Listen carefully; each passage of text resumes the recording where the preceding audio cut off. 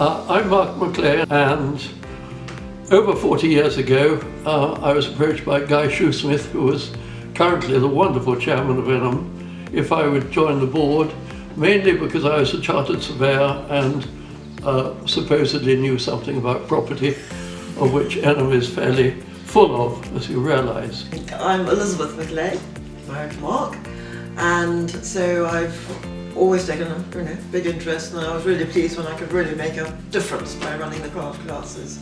I was on the board for about 6 years and then became chairman in the 1990s and was chairman for 9 years till just after 2000.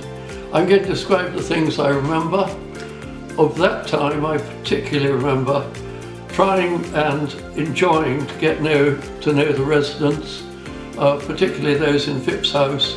And I remember the dining room where everybody used to come for lunch, and I used to lunch with them, which was always a happy and fascinating occasion. The big part at that stage was the work ethic at Enham, and particularly then the furniture factory, when there were 100 disabled people working, making furniture for soldiers' houses. The financial turnover was tremendous, which rarely meant it was real work for the people living at Enham.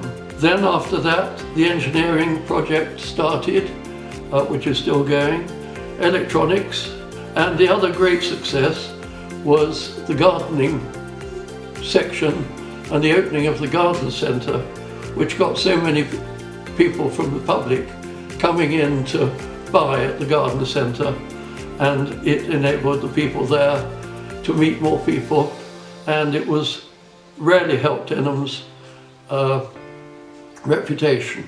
With Mike Smith, who was chief executive at the time I'm thinking of, in the early 2000s, we helped another big charity, RADAR, the Royal Association for Disability and Rehabilitation, thank you, who were in trouble, and we formed a relationship.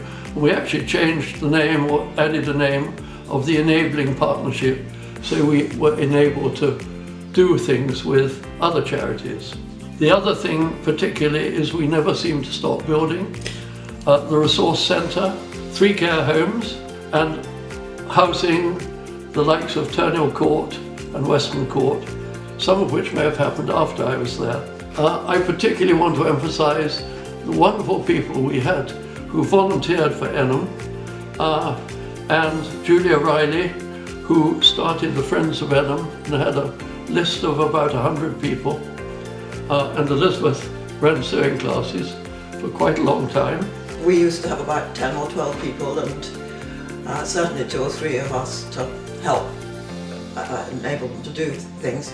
And a lot of the time they made those hook rugs, which actually I hated because they were very expensive to go and buy the wool, so I felt like that.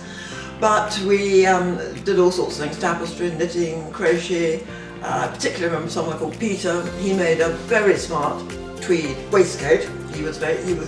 I don't think he'd ever been military, but he had quite a military bearing and always dressed very properly. It was just a wonderful opportunity when they could all chat, and we all had biscuits and coffee. And I can remember actually Mary making a doll, which I think she knitted in your classes, right. And we sold it in an auction. Do you remember, up in London? It raised a lot of money. Yes. Do you remember that? I remember the auctions. I don't remember that specifically. Yes, it was. It raised a lot of money. Yeah, great memories. So it was a very, very satisfying thing to do. And I think as well, the involvement with you and the disabled riding. Didn't some of the clients come to your riding as well? The driving. Yes. The driving they did. Yes. This is driving ponies for called RDA, riding for disabled, and it didn't all. It happened several different places, but eventually it landed up here, and we still have the pony that used to do it.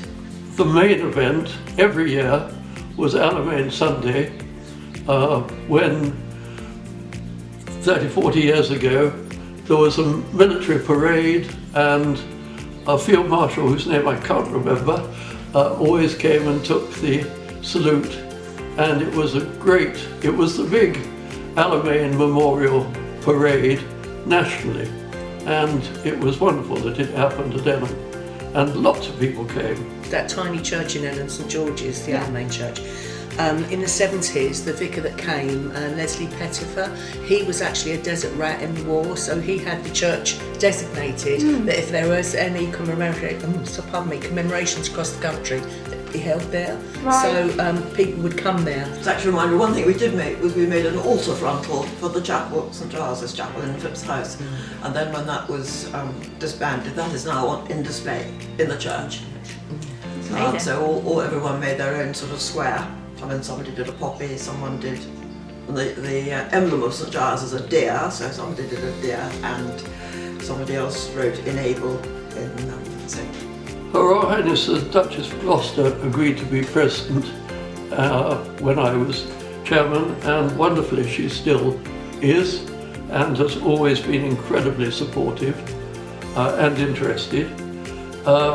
We had actually, through her, we had an evening at Kensington Palace with a dinner and music by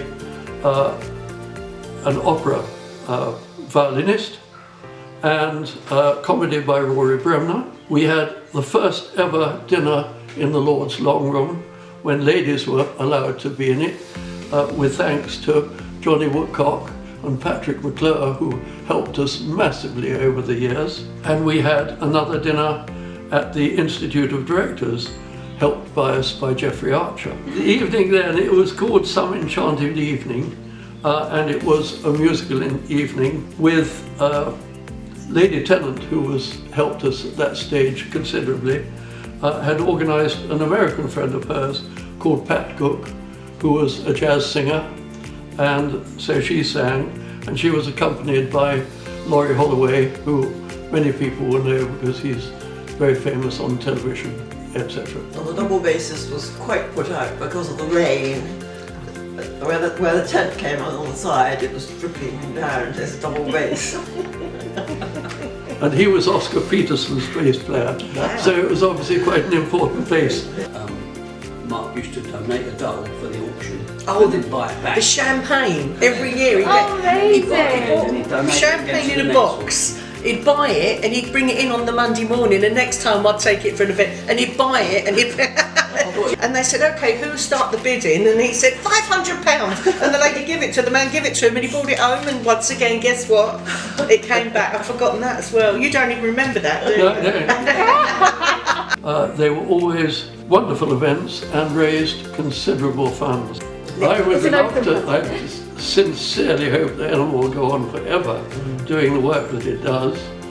I don't think it wants to expand massively, but it wants to have a wonderful population of as many people living independently as they can in a happy community, and with employment if there are people there who want to be employed and would benefit from being employed, because I'm very conscious that for many disabled people it can be very lonely.